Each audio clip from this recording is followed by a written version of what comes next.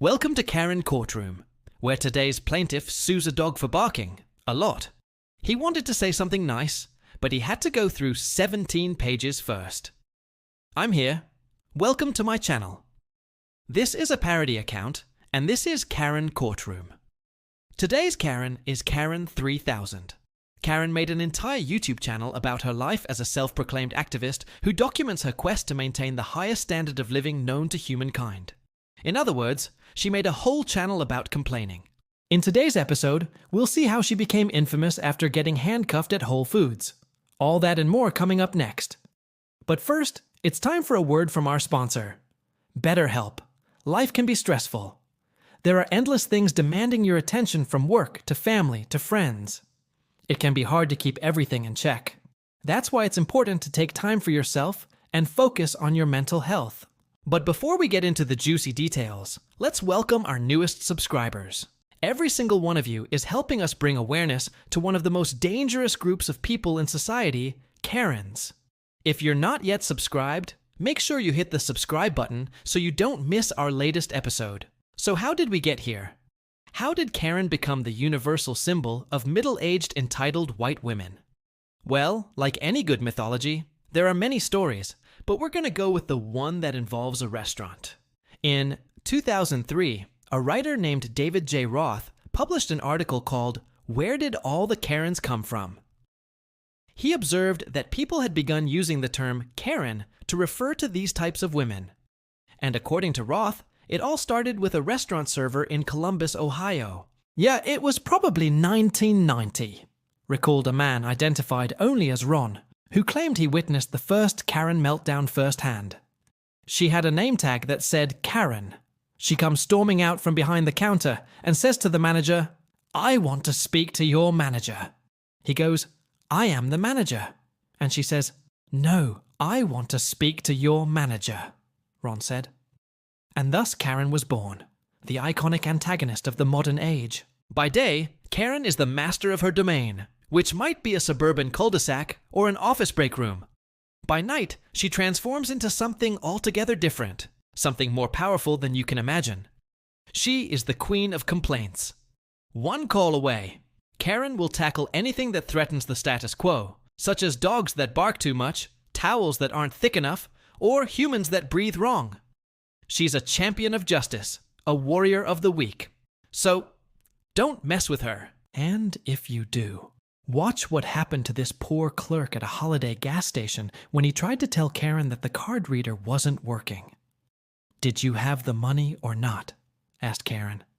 "I'm sorry, ma'am, but you know, the machine isn't working," replied the stunned cashier. "Do you think I look stupid? Do you think I wouldn't have put my card in if I didn't have the money? You better cancel the charge or I'm going to call the cops on you." "Ma'am, I really want to help you, but I can't do anything if the machine isn't working. Wait here a second and I'll call my manager." Good luck with that. My credit card company already charged me, and it's not my fault that your machine sucks. But before we get into the story of Karen gone wrong, let's meet Karen. Karen is an interior decorator who specializes in creating warm, inviting spaces. Whether she's putting together a children's bedroom or a den, she always makes sure to include comfortable furniture, soft lighting, and plenty of personal touches. After all, Karen knows that a house is more than just a building. It's a reflection of the people who live there. But Karen also knows that making her clients happy isn't always easy. There's always some type of conflict around every corner, but she doesn't let that stop her. She always manages to find a solution that works for everyone involved. And she does it all with a smile.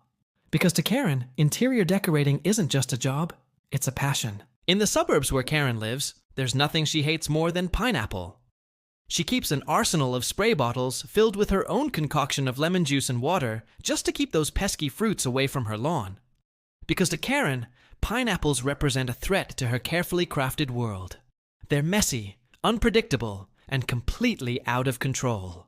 But when the fruit industry announced it was recalling all contaminated pineapples, Karen knew she had to take action. She organized a neighborhood watch group, contacted local politicians, and even started her own blog dedicated to raising awareness about the dangers of pineapple.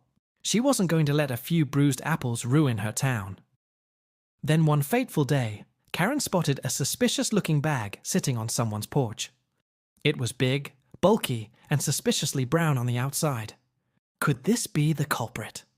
Karen decided to investigate. She crept closer, her heart pounding in her chest. What she saw next made her blood boil. 2 letters were scrunched together in the middle of the bag. Could it be? Yes, it was P and A. With a disgusted look on her face, Karen grabbed the bag and marched it down to the nearest evidence locker. When the police officers heard about Karen's discovery, they couldn't help but laugh. While they appreciated Karen's enthusiasm, they explained that the bag didn't contain any contraband.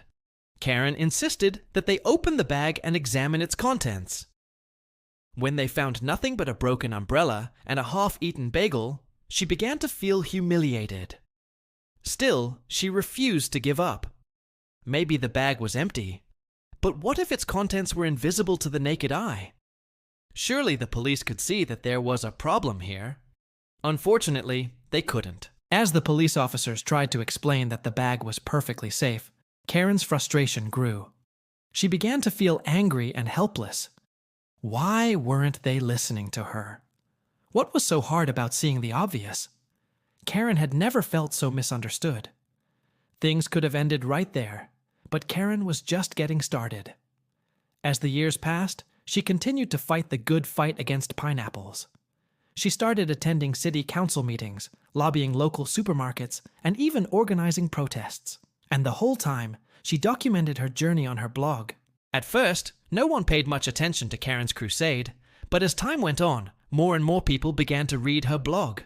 They were drawn to her passionate writing and her seemingly unwavering commitment to justice. Soon, Karen had an audience of thousands of readers who followed her every move. She was on the verge of becoming famous. When Karen began frequenting Whole Foods, she quickly noticed a pattern. The store was constantly out of stock on avocados, which meant that her favorite guacamole would be unavailable whenever she shopped there. Frustrated by this trend, Karen decided that enough was enough. She marched straight up to the customer service desk and demanded to speak to the manager. When he arrived, she laid down the law.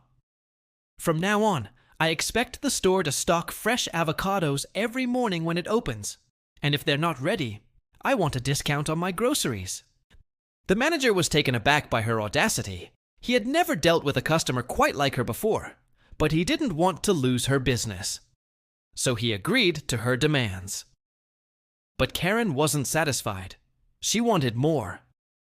As the weeks went on, she became increasingly unreasonable with her requests. At one point, she even demanded a free massage because she was feeling stressed out. When the manager refused, she threw a tantrum and stormed out of the store. He knew he had to do something drastic to stop her behavior, so he called the police and told them to ban her from the premises. Karen was outraged. She couldn't believe that the manager would call the cops on her just because she was trying to make a reasonable request. She had been a loyal customer for years, and this was how they treated her. Enraged, she vowed to get revenge. She wrote a detailed blog post about the incident and posted it online. Then she waited for the backlash to begin. The internet responded exactly the way Karen hoped it would. People were outraged by the manager's behavior, and they rallied behind her cause. Suddenly, Karen was a celebrity. She was interviewed by local news stations, contacted by lawyers, and inundated with offers from people who wanted to help her fight the grocery store. Karen had become the face of consumer activism, but not everyone was happy about it. As Karen basked in the glow of her newfound fame, she never noticed the dark cloud forming in the distance. It was there all along, lurking in the shadows waiting for its chance to strike. And when it did, Karen wasn't prepared. In the blink of an eye, everything changed. Overnight, she went from being the most popular woman in town to being hated by millions of people around the world. It was the day that Karen's life changed forever. It was just another Tuesday afternoon at Whole Foods when Karen entered the store. She was in the mood for some fresh fruit and a nice bottle of wine to enjoy later that evening. But as she made her way through the aisles, she noticed something disturbing. The avocados were bruised. They looked old, and they smelled bad. Karen knew that this was unacceptable. She refused to buy subpar produce from this store. She marched up to the customer service desk and demanded to speak to the manager. When he arrived, she launched into a tirade. "These avocados are disgusting. They're bruised, they're old, and they smell like they've been sitting out in the sun for days. I refuse to buy them. You should throw the whole batch away." The manager was taken aback by her outburst. He tried to calm her down, but Karen was having none of it. "Don't try to calm me down. These avocados are unsafe to eat. They're giving off bad vibes. I'm calling corporate." The manager sighed. He knew that Karen was out of control, and he didn't want to argue with her. He simply apologized and offered her a full refund. Karen was still not satisfied. She wanted more than just a refund. "I don't want your stinking money. I want an explanation. Why are you selling these disgusting avocados? How can you justify putting them on the shelves? I'm calling the cops." The manager was shocked. He couldn't believe that Karen was actually threatening to call the police over a few bruised avocados. But he knew that arguing with her would only make things worse. So he called the cops and told them to come to the store immediately. Karen was furious. She paced back and forth as she waited for the police to arrive. She couldn't believe that the manager would call the cops on her over a few bruised avocados. She had never felt so misunderstood. But when the police arrived, everything changed.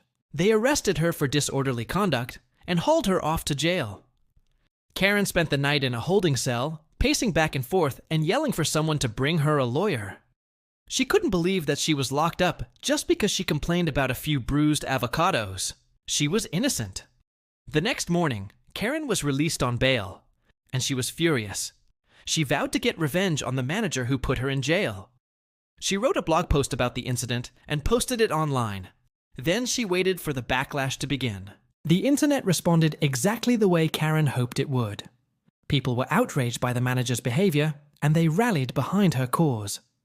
Suddenly, Karen was a celebrity. She was interviewed by local news stations, contacted by lawyers, and inundated with offers from people who wanted to help her fight the grocery store. Karen had become the face of consumer activism, but not everyone was happy about it.